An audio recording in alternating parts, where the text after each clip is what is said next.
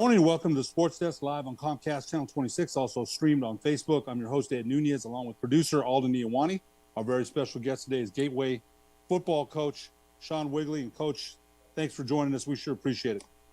Absolutely. Pleasure to be here.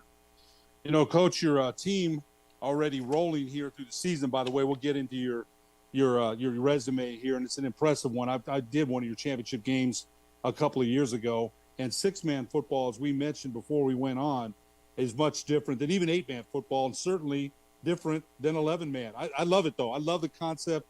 It's still competition. And, we're going to talk about, you just mentioned to me, in six-man, if one guy gets beat, there's no safety or, there's a lot of moving parts there that has to be discussed. Your last game was against Elida on Friday, and 56-6 victory over Elida.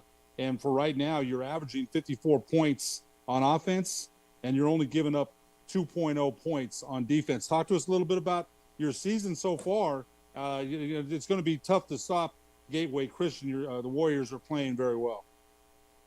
Well, yeah, so far so good. And to be honest, it's a pleasant surprise for us. We didn't. You always draw it up to win. You coach to win, you play to win, you prepare to win. And sometimes it works out that way, and sometimes it doesn't. And the things that can sometimes stumble you up throughout the season am I teaching the kids the right way? Are they able to grasp the concepts? Most coaches know what they need to do to win. It's trying to get your kids to understand that same thing, get them to that buy-in. Coaching X's and O's is only as powerful as the guys running it. It's the Jimmies and the Joes, not the X's and the O's on most occasions. And so we've had kids step up. They put in a great off-season program. I give most credit to that. When you have a good off-season program, you tend to have a great season. And if you don't, it's the same thing. It's the buy-in, and preparation is 90% of the battle of the outcome of the game. And these guys prepared the right way, done their work in the weight room, and just making good choices in their lives so that they're available to play. Talk about that off-season program. People might be interested to know for a six-man program. It's great that you had that off-season program. It sounded, it sounds like they put in the work that they need to succeed, right? People might want to know what kind of program or off-season program. Is it that much different than an 11-man or even an 8-man program? I'm gathering not, but what are some of the things you focus most on in an off-season program with a six-man program? Well, we've changed. Yeah, it does vary. When we're an 8-man or 11-man, either one of those, you have down linemen. You've got guys. Their job is to maul, to road grade. They be good in a short area. In 6-man, all that is gone. Everybody's got to be able to move. You got to play everything. Our center runs routes, catches passes. He blocks. He's got to learn how to play down, hand on the ground, they stand up. Everybody has to be a threat to receive, to block, to run, to throw. I've got 3 different guys that throw passes for us. So it's a whole different animal. And so the way I've kind of adapted our weight program and everything else is we do more speed and strength program than necessarily just, I don't have guys bulking up. I'm not trying to get guys bigger. I'm just trying to get stronger and faster, because in my experience with 6-man, everybody that can be it's like 6 skill position athletes when you can find them. Obviously, we've got to make skill position athletes out of guys that typically wouldn't be that. So, our center, he'd probably be 10 to 15 pounds heavier if we're playing 8-man than he is right now. We kind of go, hey, we're going to lighten up. We do more conditioning, more running. It's like we used to have a big hike it, spike it tournament here, and everybody has to run, catch, throw, all that stuff. It's like that. It's like 7-on-7 tournaments, but you tackle. And so that's kind of the difference. And so I focus more on speed and strength than I do on bulking up. Okay, interesting. And you also mentioned the center is eligible to go out for passes. So talk a little bit about it. Again, it's not even 8-man. It's not 11-man. Of course, in 11-man, offensive lineman can't catch, the illegal man downfield, right? 6-man, the center can catch. So tell us a little bit about the positions and what they can and can't do. Because some people, I've covered a couple of 6-man championships. I can't tell you that I remember how it all goes. I just know It's wide open. It's entertaining. It's in space. There's chunk plays. There's scoring, right? So tell us a little bit about six man and the responsibilities of the players that are on the line of scrimmage. So, well, we run a tight set just like we did in 8-man, just like you do in 11-man. The difference is 11-man, you got 5 down linemen. 8-man, we always have 3 down linemen, so still ineligible downfield, all that. When you come to 6-man, everyone is eligible. You have to have 3 people on the line of scrimmage in any play.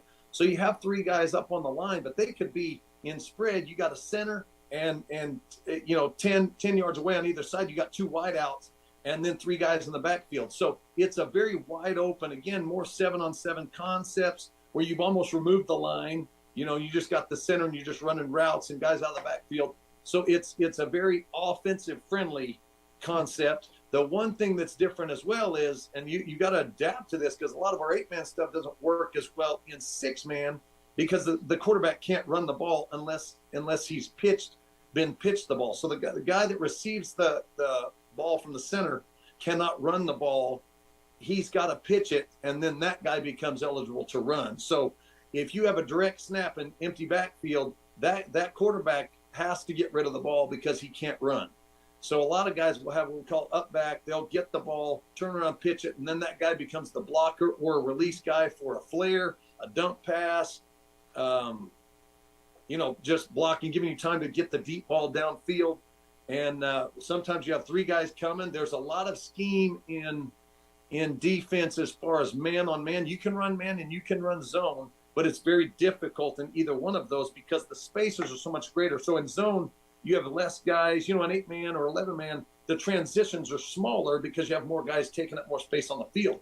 In 6-man, if you're playing a zone, the transitions can get bigger, which means the holes are bigger. So trying to guard against the pass is more difficult. You got to really work on technique, staying tight to your man, not getting your eyes lost in the backfield. You do that in 6-man and you get beat. And it happened to us a couple times Friday night. Our safety or whatever's watching everything, all this mess happen in front of him, and guys are getting behind you, then get behind you from the opposite side of the field. You got to really be able to backpedal, double gun it, and kind of in your peripheral just see guys coming. And then you also have to respond and play the run because it all happens that quick. And it's not always easy to decipher in 6-man if it's a run or a pass because the guy will get a pitch, take off on a run, and all of a sudden you step up and he's throwing the ball over your head for a 40-yard touchdown. So it puts a lot of pressure on your defense, guys, to be able to tackle well in open space, which to me is the most difficult thing in football. Tackling an athlete in open space is unbelievably hard and puts a lot of pressure. And you essentially have to have 4 or 5 DBs on your team at all times that can run, play pass, and tackle. No, I'm laughing because that sounds like a lot of fun for you. This is your 19th season as the Warriors head coach, and that's a lot, Coach. It's right like a Madden game, right? And there's so many responsibilities. It's hard enough to tackle in space in an 11-man, right? It's hard enough. Yeah. So that must be fun for you to scheme, to game plan. You've been at it a long time. The Warriors have won. You mentioned this. You played in 10 state title games, and you won 7. So Gateway Christian has had quite a bit of success in playing 6-man football. What's been the Warriors' key being as successful as they've been for as long as they've been? Again, you mentioned the Joes and the Jimmies, right? It's I talked to a coach the other day, a basketball coach. He was telling me, he goes, I feel like I can adjust to any defense or out of a timeout. And I'm thinking to myself, does he have the players to do that? Does he have the players to adjust? So right. Tell us a little bit about what's been so successful for Gateway Christian. Well, I think it comes down to that. I think I first of all have to go to our parents. The parents of our kids are involved in their involvement in their kids' life prepares them to be able to receive good coaching, hard coaching, adjustments. The way kids can receive what most would call criticism, we call coaching. We call making adjustments to kids. Having your child understand that everything we're doing is not personal, it's preparation, it's not punishment.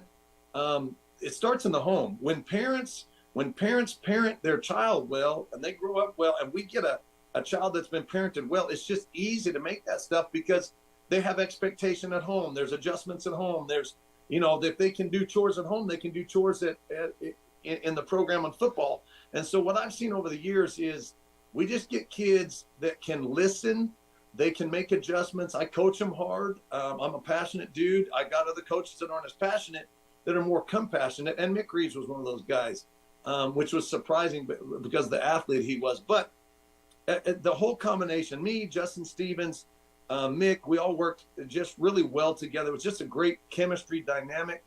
And so if the kids can't make the adjustment, I rarely see a coach, you know, that's been around very long that doesn't know what's going on, why they're getting beat. But again, it's not what's in the coach's head. It's, can you get what's in your head? Can you make those adjustments at halftime? We all see that, a good halftime adjustment. A team will come out, make those adjustments, and really finish that second half better than they probably did the first half. It's because the coach was able to implement what he saw happening, and those players trusted the coach enough to embrace it, because you got to believe in your coach. You got to believe that what they're telling you is right. When you do that, you got special teams.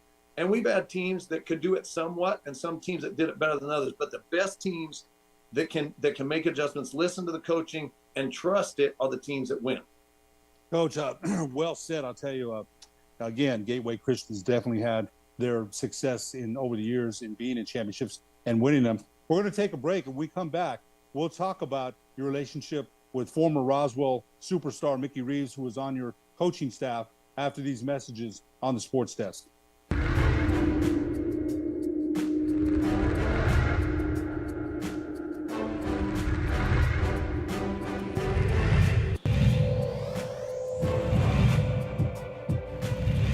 Run here to, ball got away. Back to the end zone, safety. 2 points for the home team, and they're going to get the ball back. There's the spark.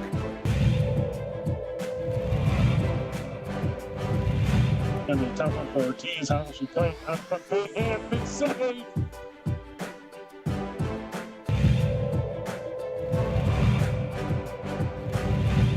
Is going to block to the left. Here's the snap, goes to Jackson. The pass.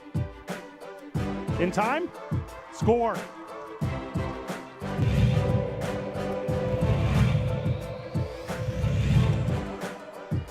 He knows it really well. Far side, West. Good kill. Good kill by West.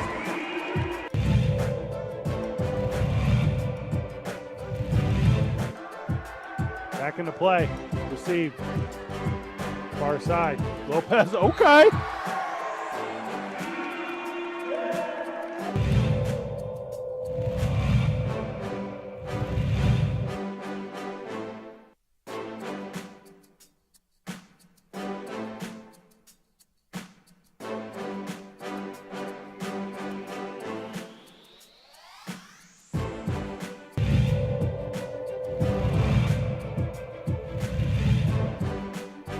Ball's in play. Skyhawks, that's not what they wanted. It's too close to the net. Lopez. Backside again. Just kind of knuckled over. Far side set. Lopez? Okay. Hey, 18. We see you. DeJohn Wilson sees you. Whenever I get back, I'm going to give you an official stat on attendance because it's freaking packed here.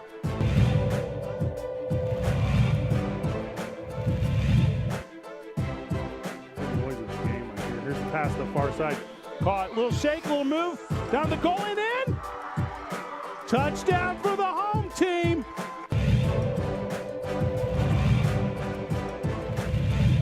For one, ball's in play.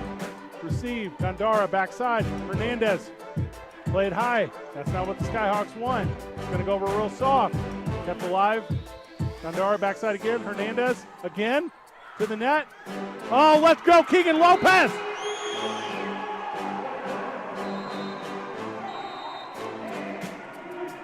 Lopez takes that one into her own hands, and the Cowgirls take a set.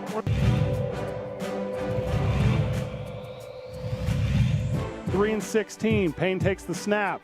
Looks to his left, goes to his left, puts some air under. He's got a man. Oh, Tron, are you kidding me? Tron goes up with one hand.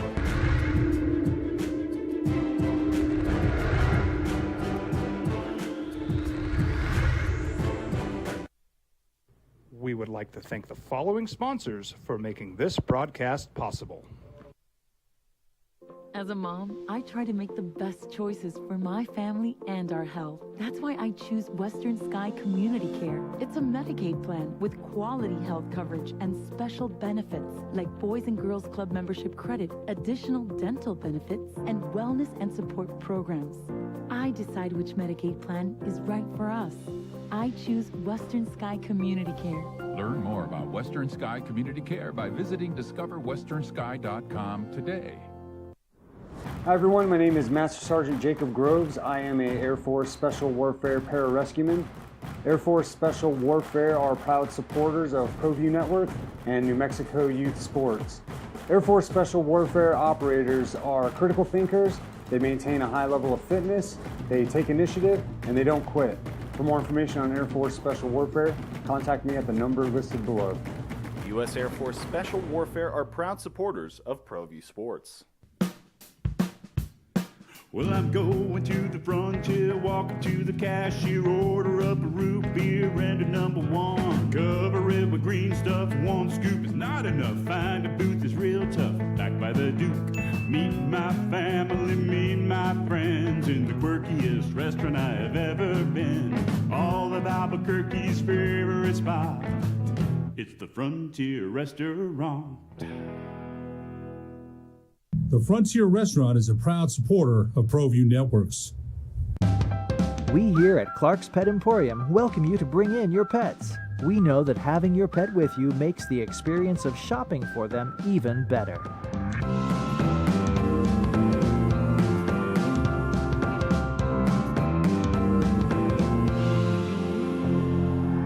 And we welcome you to bring your kids also. Clark's Pet Emporium, your pet's second best friend. Welcome back to the Sports Desk live on Comcast Channel 26, also streamed on Facebook. I'm your host, Ed Nunez. With us today is Gateway Christian head coach Shaun Wigley. And I'll tell you, Coach, six-man coach out there at Gateway Christian. You mentioned played in state, 10 state titles, won 7.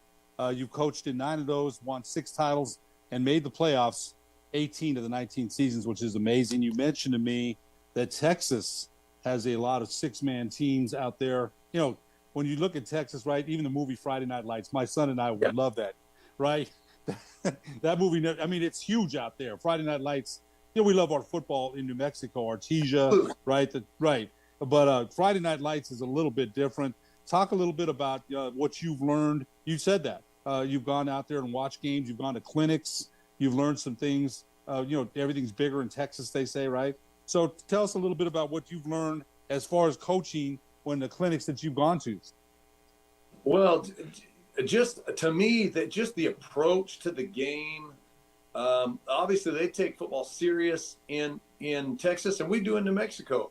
But boy, the numbers of people there are more 6-man teams probably in Texas than there may be in all of New Mexico in all of football. And so they just the population, they just do it right. I've seen over the years, and with 6-man particularly, like I said, they don't have 8-man. So even when we're doing 8-man, I would glean stuff for 8-man from 6-man games. I'd watch just concepts, offensive concepts, defensive concepts.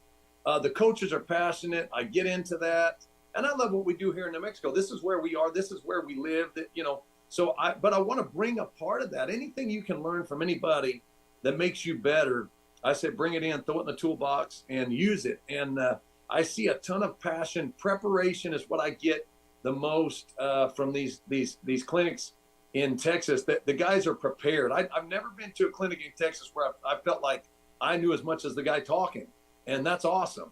I don't want to know as much as the guy talking. I want to be there learning. I want to get stuff that I don't have.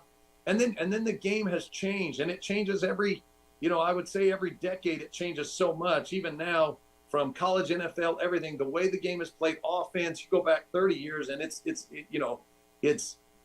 not even, doesn't even look like the same game. Same rules, so to speak, or similar rules, but the way offenses have opened up and passing and just how isolating guys and winning athlete on athlete. I don't think there's anybody that I see in high school that does that better than Texas. Well, it's funny because back in the day, you mentioned the change in football. and back in the day, 11 man with Woody Hayes, right? The old ground and pound, ground chuck with Chuck Knox, right? They didn't want to put the ball in the air a lot. Now it's quads to the right, trips to the right, shotgun. So, and then they'll run from the shotgun. So there's you mentioned the game has changed, and it sounds like you're changing with it, though. You're still trying to get some great information. So Gateway Christian remains on top, and your program's done great. Coach, we want to ask you this because Roswell's Mickey Reeves, one of the greatest athletes we've ever seen in the state of New Mexico. He coached with you for years. Mickey Reeves, if people don't remember, three sports star at Roswell, right? Three sports star. Really 4-sport star. And I'll tell you a story in a minute, but yeah, he's amazing. Went to ASU after graduation. And again, we mentioned the Tommy McDonald's, the Bobby Newcombs, and there's so many, right? Yeah. Mickey Reeves definitely belongs up there as one of the greatest we've ever seen in the state of New Mexico. Coach, we talked about this. I talked to you yesterday at length. And against Rama last year in the championship game, Coach Reeves, has a heart attack. And, he passes away, and it was very tough on the football team. And I asked you, how's your team doing? You mentioned he had mentored some of your kids and, your own kids. And I just wanted to ask you again. And, it's hard to recover from that. You told me that. It gets a little bit better, you said. And I don't mean better as that, we're happy he's not here. But you said he's in a good place. He's happy. And he died doing what he loves the best. So I'm going to let you to pick it up from there. Yeah. So last year's state championship game, I'll never forget the 2 weeks before that game. We'd had a lot of injuries. So lost our starting quarterback in the semis. First defensive series of the semifinal game against Roy last year. Our quarterback went out with a broken ankle. And before that, we'd lost our running back for a few weeks to a dislocated shoulder. And it's just been a tough season injury-wise. We had a lot of injuries, several surgeries. My son ended up blowing his ACL in the state game, my oldest son, Hayden. And it was just been a tough season to that point. Struggle, getting guys in and out. It wasn't an easy season last year. We had a lot of talent, but we also had a lot of outside stuff that was going on. It was just difficult. And then the 2 weeks, those playoff week practices with Mick was just some of the most special moments of my life.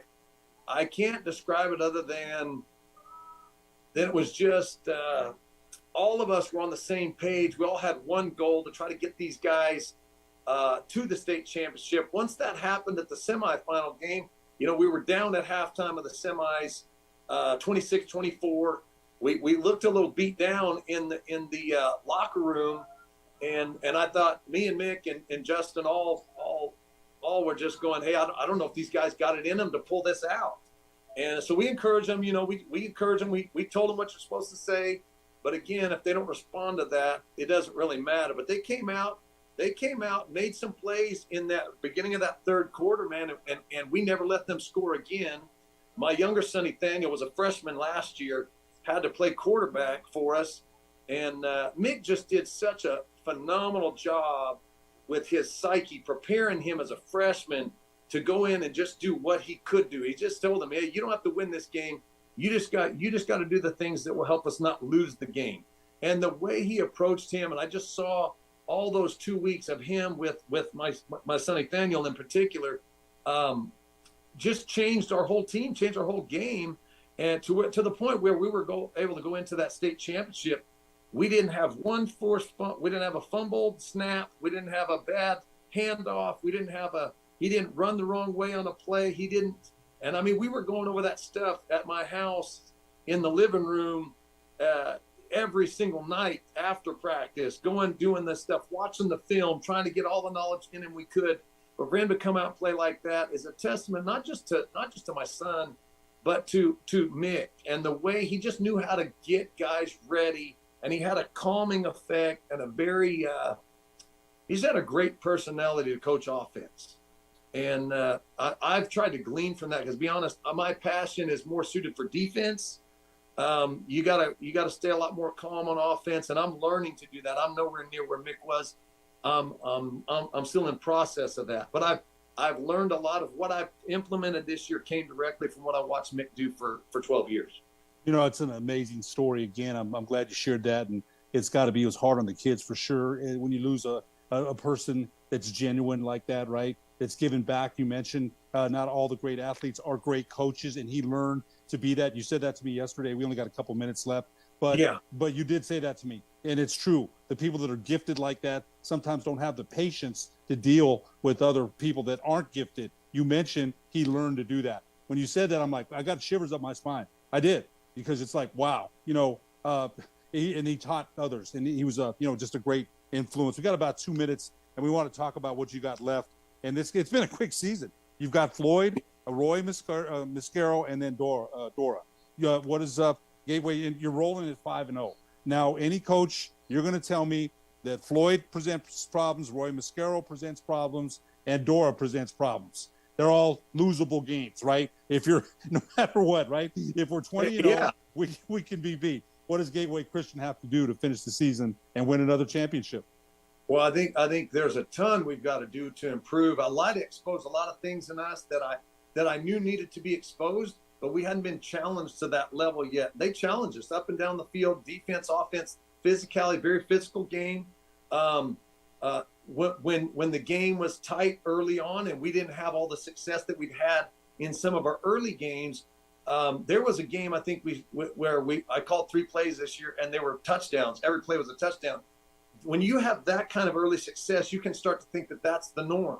But the norm is what happened on Friday night. Grind it out, putting together 6, 7, 8 play drives, finishing in the red zone, making good blocks, holding your blocks, not causing stupid penalties, jumping off sides, all those kinds of things. We got to work at all of that, and our open field tackling has got to get better.